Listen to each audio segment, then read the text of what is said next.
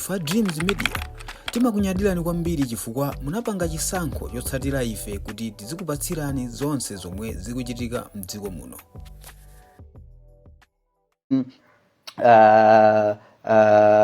Anthu ambiri amene akupanga zinthu. I have a couple of programmers that I know, young people that are doing zinthu zambirimbiri zosiyana. Like there's one Noble Hala Pali anyamata angapo. I mean, we have done a number of my projects. So there's a crisis, you call these guys, they sit down, they analyze, and we work and we find kunena kuti kupanga ma solutions and ma solutions akuteka. Ndakhala ndikumakamba kuti we have done a lot of things. For example, boma limauzidwa zoti silingasiye kupanga ma cash payments in 2021 by December 2020 going to 2021. Amati zimene zidzatheka zoti muzipanga EFTs zidzatheka 2023 going to 2024. Using these skills that we are talking about and a combination of different young people, very skilled young people, tinapezeka zonena kuti we sorted this thing that even the World Bank and the IMF, I mean, this is ngateke pali mari 6 osiyana. Tinapanga zotheka zoti within 5 months, by July 2021, boma linasiya kulipira anthu using ma check. Why was it bad? It was bad because anthu amatopezeka munthu mmodzi akulandira ma salary from a ministries angapo, munthu mmodzi akulandira ma allowances mwina 60 nights in one month, which are things that are not okay. And for us to solve these kind of problems, it means here you are addressing an accounting issue. Someone would come and say, I was supposed to be a chartered accountant for us to be able to sit down and fix this problem. But many, when you are very innovative, you don't have to be a chartered accountant to solve accounting problems. So with innovation, basically, and Hamabanga mistake thinking innovation is ICT. But many innovation basically is doing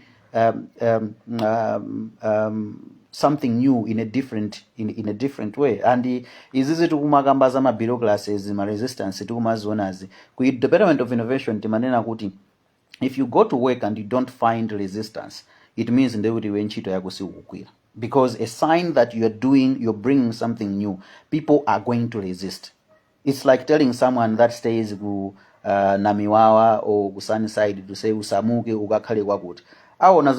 Why should we move? So you are supposed to have reasons why those things are supposed to come. But also when you're saying kuti you are fixing problems in government, the language that you're speaking is you're closing loopholes and you are never liked. So for me, not to be liked by certain people, it's because I've lived like that. That I don't survive by kuti ndikakhale kuti ndikupanga belong in which group ja anthu, and if people are disagreeing with me, if I know that what I'm doing is right, I don't care what anybody else thinks, because as long as you're doing what is right is right. Why am I bringing these things? I'm bringing these things because these are the things that some people are trying to use akuti kupanga counter kapena kupanga attack. Ndanena zinthu zambirimbiri. Why are they failing to say Bendulo zimene wanenazi akunama umboni wake ndu iye watulutsa ichi koma zinthu zonse zinali choncho wapanga misunderstand. They're just saying ayi ameneyo is bitter, ameneyo wazonena kuti amafuna akuti salaries were peanuts. Some of us, when you're working in government, mboma simolemelera. Mukadzaona munthu wina alesa amene akugwira ntchito mboma ndipo walemera chifukwa chokugwira ntchito mboma, munthu ameneyo ndi wakuba. And I'm repeating, mukadzaona munthu wina wake akugwira ntchito mboma and walemera chifukwa chokugwira ntchito mboma, munthu ameneyo ndi wakuba. Now, there are certain times where people say, why did I quit work? Ena mapanga associating kumanena kuti ayayi ndiyoti munayambana ndi ISPC. That was not the reason. Actually, if you see Napanga Dala posted that letter that I posted immediately the termination of my contract. My reasons are not one bit. Many magwira ntchito mu government tikama solve my problems. Certain people were not liking it. And zijazina achitikira achinaphwiyo kuti anthu ena akama awombera. Ineyo there have been those attempts whereby people are following you. Okay, we have created a lot of enemies, and I knew kunena kuti sindikuyenera kukhala ndikugwira ntchito pa position imene jai for more than 3 years. anthu akanandipha. So yes, as far as much as we have to love the country, ndimayeneranso kuti ndidzikondenso ndekha moyo wanga, ndikondenso kunena kuti family yanga ifuna indione ndili moyo, azankolo anga, ana anga, my brothers anga, my sisters anga. So a good dancer knows when to leave the stage. And anthu ambiri samamvetsetsa. If you go ukapeza anthu amene tagwira nawo ntchito akuzanza kuti munthu, how do you live ntchito yayikulu ngati imene jayi? You're a director in the office of the president and cabinet. Lastly, chimene ndifuna kupanga address ndisanabwere ku issue yathu ya area 55 ndi issue ya issue yonena kuti akuti Bhenduloyu anakanika kugwira ntchito with the current government. That's not the issue. The issue ndionena kuti enafeti ndi ma principle kunena kuti tikapita ifeyo. Yes, the sacrifices that we made in 2018, 2019, makamaka mpaka na 2020, we were making the sacrifices because timafuna kuti tione dziko likusintha. Sikuti chinali chinthu chongonena kuti mungodana ndi DPP basi choke mu mboma, then DPP ikachoka mubwereso ifeyo IMCP ife koma tidziza ononga kuposa DPP. That's not the issue. So for me, my principle is, if timakana ifeyo kunena kuti DPP ichoke, sikuti anthu amadana ndi DPP, amadana ndi anthu ena osokoneza amene anali mu DPP. Ndipo amadana ndi zinthu zimene zimaononga Malawizo, chifukwa chake Malawi anaenda kunsewu kuti awawa achoke. Amati awawa achoke chifukwa sikuti amadana ndi kala ya chipani chawo, kapena kuti amadana ndi logo ya chipani cha DPP. Anthu amadana ndi zopusa zimene anthu ena ake amapanga, amene amaona zonena kuti zinthu zimene zikuonongazi tikapanda kuzisamala dziko lathuli, ana athu lidzakhalira onongeka kwambiri. Ndi chifukwa chaketu anthu anapita kumatemo. Ndi chifukwa chaketu anthu anayithandiza Malawi Congress Party kuti ilowe mboma. The assumption and the belief has been, and the motivation was kunena kuti MCP ikalowa mboma ikachotsa zonse zoyipa zimene DPP imapanga. So when you see kuti MCP yalowa mboma, then pale anthu ena ake awiri atatu ochepa amene timaona ngati tili nawo limodzi kuti we are pursuing this thing ndi cholinga choti athandiza achakwera kuti akonze dzikoli. You see kuti anthu amene ajawa ena ake angoyamba kubwera amba kuononga dziko lija. It makes the sacrifices that some of us we made to be invalidated. Ndo madzifunsa kuti why were we sacrificing? Because that time around DPP imapanga offer ndalama, they still offer. Zipani zina they still offer. Tabwera iwe udzati joine tapinje amene wawa chanchana, they still offer. But now you look into it kunena kuti kodi ntakha kuti neyo nda join anthu enawo tathandiza anthu enawo dziko ndelisunthidwa.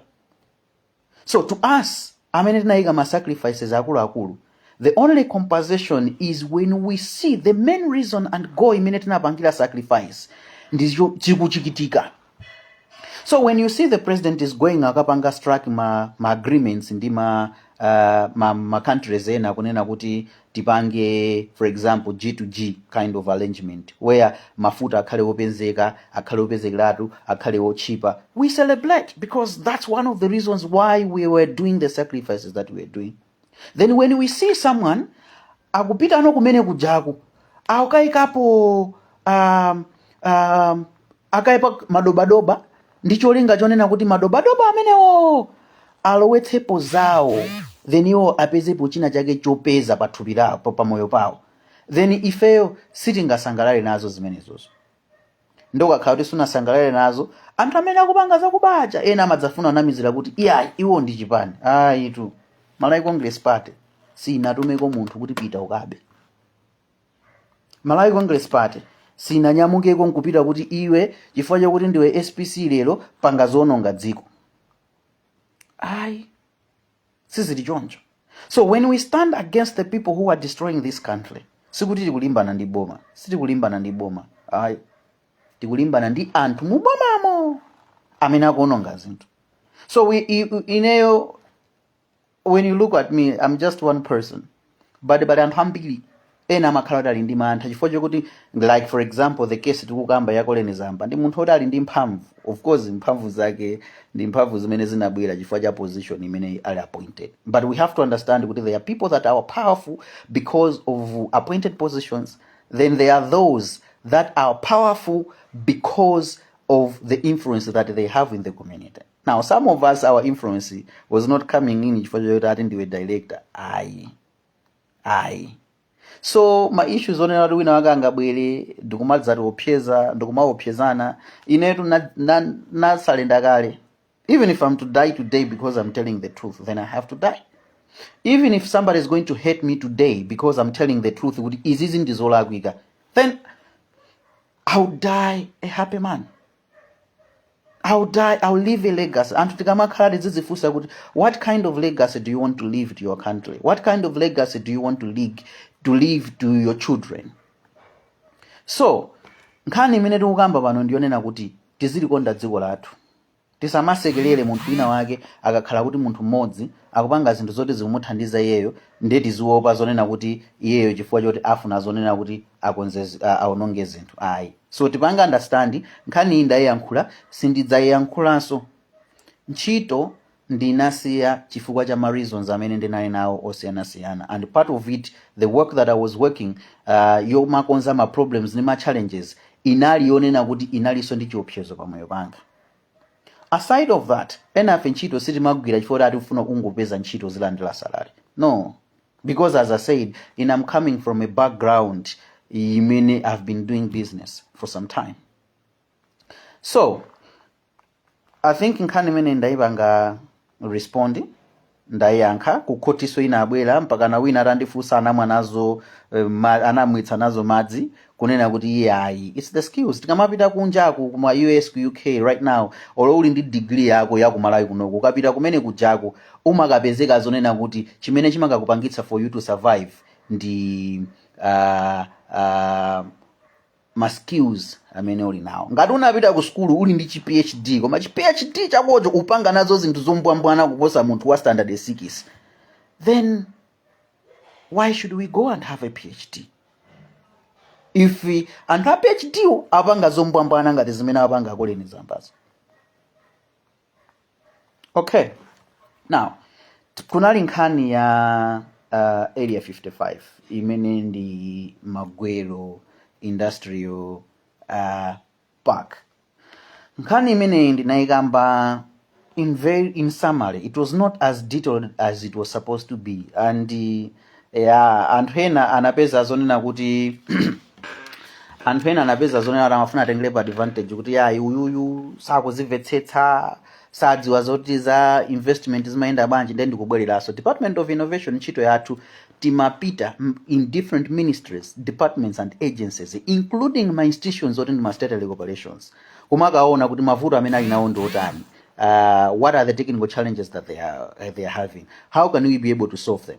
Tinapita wakathandiza kusolve ma problems aku MTL, tinapita wakathandiza ma problems aku Escom, tinapita wakathandiza ma problems aku accountant general, tinapita wakathandiza ma problems aku NRB, aku road traffic, aku immigration, malo osiyana. So it's in these engagements that we are having that we ended up understanding kuti boma limayenda bwanji, ma processes a boma amayenda bwanji, kodi boma malamulo akayendetsedwe ka boma amayenda bwanji.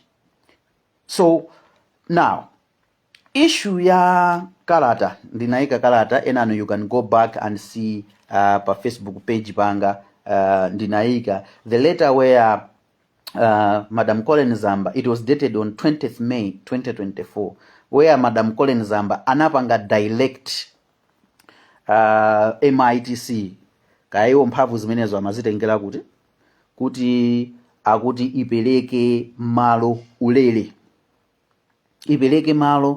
ulele. Ndinafuna kunena kuti tisanapite patali, ndinafuna ndikuonetseni zinthu izi. Chinthu choyamba chimene ndinafuna kuti inuyo muchipanga understand ndichonena kuti malamulo a Malawi, munthu ukafuna kupeza malo palibe malo amene amaperekedwa ulere. Ndi chifukwa chake malo amene akufuna asite kuti agwiritse ntchito afuna agwiritse ntchito lese malamulo malo oti imene agwiritse ntchito ngati asite amene aja amapita ku Ministry of Lands kukapempha malo amenewo. and akapita ku Ministry of Lands kukapempha malo a city aja sikuti malo aja amapatsa ulere chifukwa choti even city assembly yo ngakhale ili within the government sangatenge malo aulere chifukwa malo sakhala aulere.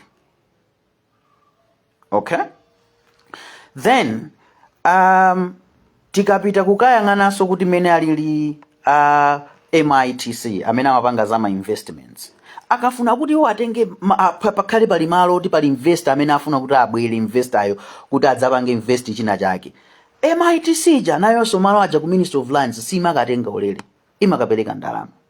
So they will value malo amakhala ndi evaluation processes ndi zina zoterozo, they will value malo and akapanga value malo aja imakhala kuti there is a cost that they put across, then amakalipira malo amene ajawa ku Ministry of Lands chifukwa chokuti palibepo malo amene munthu amayenera kutenga ulere. Olo munthu oti we ufuna malo kuti umangepo nyumba ngati ungapeze malo kandi ku Ministry of Lands kandi kutiko aulere ndiye kuti pali chinyengo china chake chimene chachitika. Palibe malo kumalawi kuno amene angaperekedwe kwa munthu aulere. Olo ili church ikamakasaka malo amene ajawa amakapezeka zonena kuti you are supposed to pay. Pamakhala pali ma ground levy, pali ma city rates ngati ili in town, pali ma rates osiyanasiyana, pali ma development fund. Ndiyo kuti ngati kumalo umene wafuna apange misewu machani umapezeka zoti mukulipira malo. Ndiye ndifuna ndipereke zitsanzo izi zimene ndikunena kuti ngati enawo afuna atsutse abweretse momboni against this asamangolubwalubwa.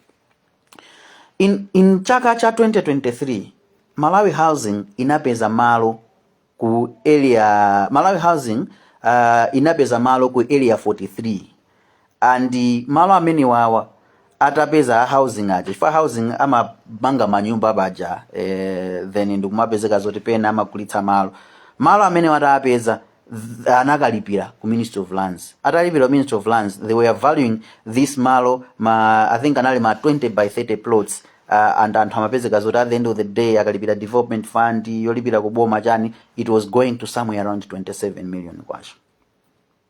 Now tizipangaso understand kunena kuti pali malo amene amati prime land, ndi pali malo amene amakhala zoti nda residential, then pali malo amene amakhala zoti they are for commercial, ngati amene tikukamba za ma industrial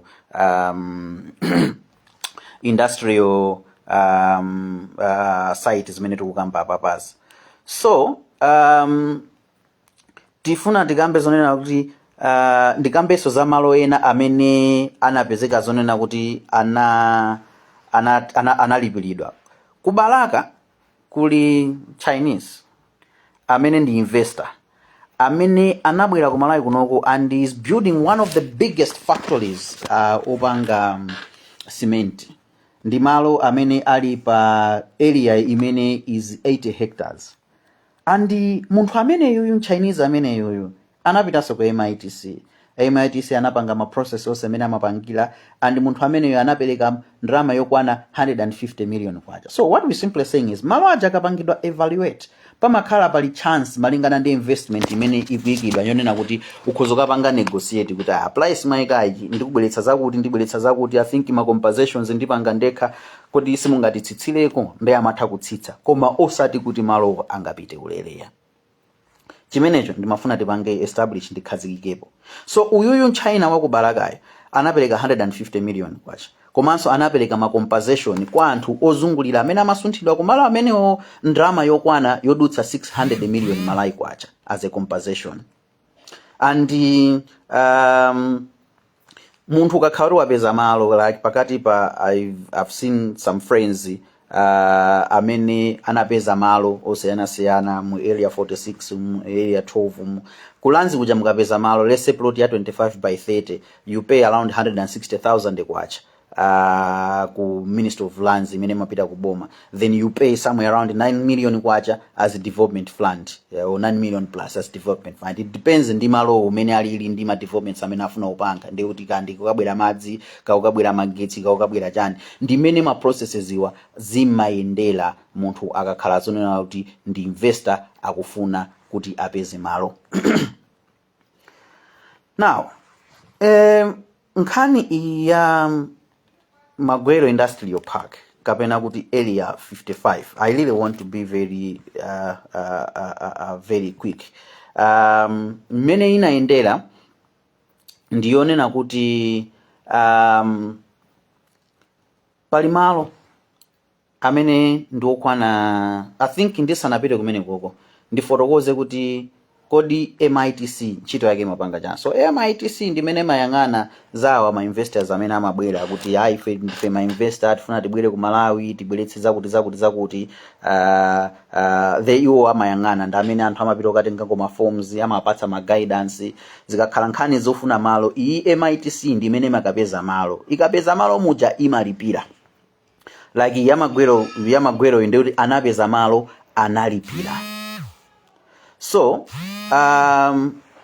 atalipira malo amene ajawa iwo aja amakhala zoti ndi kuti title deed ikhala ili m'manja mwa MITC.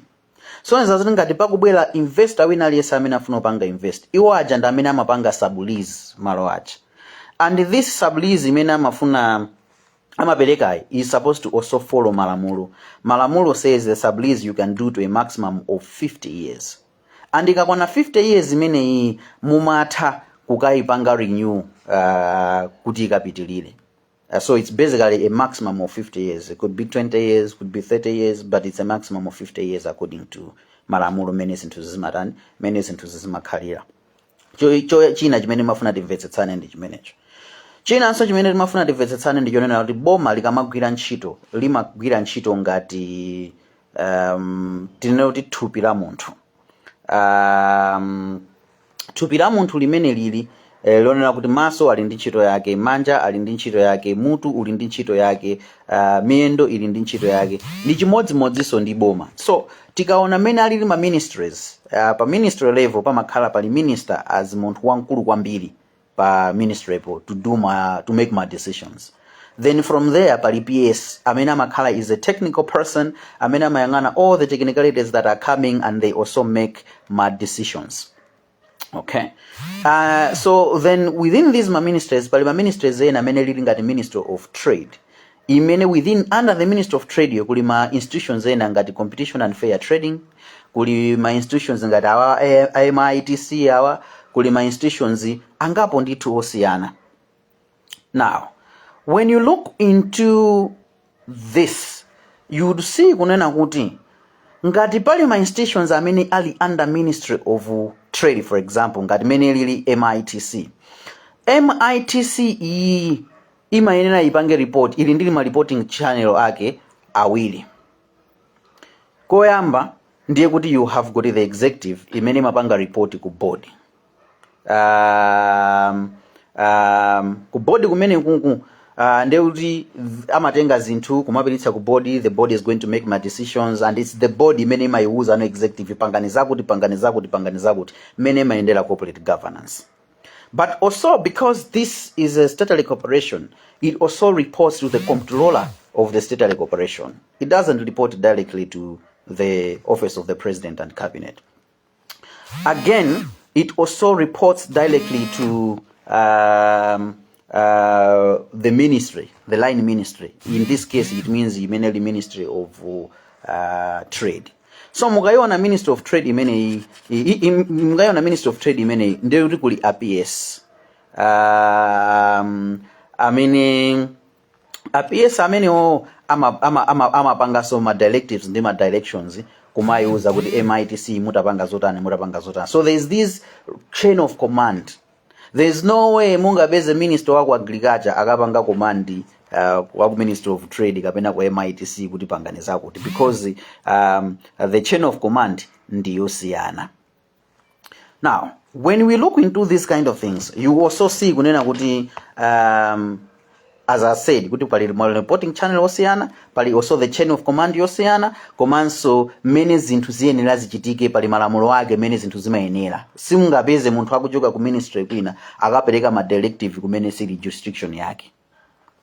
So story ya Area 55 ndifuna ndifotokoze zonena kuti mene kumachitika za Area 55 izizi in the year of 2024 body inali yonena kuti automatically yapangidwa ngati yapangidwa dissolve because MITC imapanga a new imapanga malamulo anyowa, like there's a new act, there's a 2024 MITC Act, whereby this act inasintha kunena kuti kaudi kapangidwe ka body, kapangidwe seti ka body kazienda motani.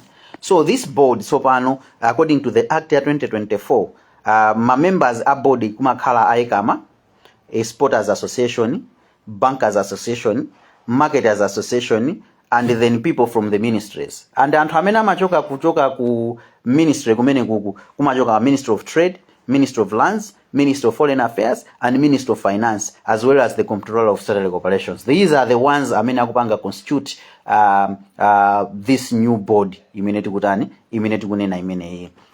But by this time around, because of this act that was being constituted at this particular period of time, that was about to be implemented, and the functions and how the board is supposed to be commissioned, zinali zote zasintha. For mbuyo, it was just randomly. Kuti anthu amango sankha kuti akakhale ku board, akakhale ku board, akakhale ku board. Pamene panopa izizi zimapangidwa follow using the act. So this time around, it means the chain in command, munthu amene anali responsible amene akanatha kumayuza MITC zochita amene okhala PS kapena minister waku trade. Panganiza kuti ndekuti ngati as a government ikufuna kupanga zinthu zina ndizonena kuti amayenera kuti iwo ajawa apange instruct the minister kapena the PS, then the PS puts it in writing kuti okay MITC panganiza kuti because it's within the chain command, not jumping the gun. Aye. So when this had happened, awawa atabwerawa anabwera madoba, anabwera awawa akuti alaiziwa alaizi akuti ndi ma investor amene wawa amene akuti akufuna kupanga chitukuko chachikulu kwambiri pa area 55. And the allies amene wawa anabwera ndi ma pledges awo kuti they are going to bring about $300 million.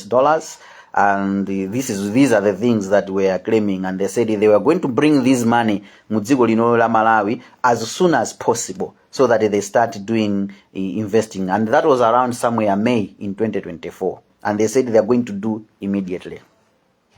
By the way, sukuti panopa anayamba kapena kuti kunabwera ndalama zina zizo sikapena kuti anayamba ma process ena aliwonsa investment ayi ndekuti ndi munthu uyuyu kapena ndi company imene yabwera akuti iwo ndi ma investors, then ababa akoleni zamba za SPC akupusha kunena kuti akuti company muipatse inuyo title deed ya malo.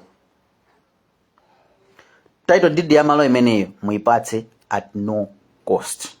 What does it mean? It means kunena kuti mukatenga title deed ndikuwapatsa, and actually mukayangana the legal opinion imene ndinayika sodzulo imene ayenera aitsutse ngati ili yabodza, mwina ndangolemba ine ndangoyipeka, ayenera aitsutse kuti ngati imene ili yabodza kapenanso ngati kalata ili yabodza, chifukwa kalata si yabodza komanso that legal opinion si yabodza, ndiyoona ndi imene zilili.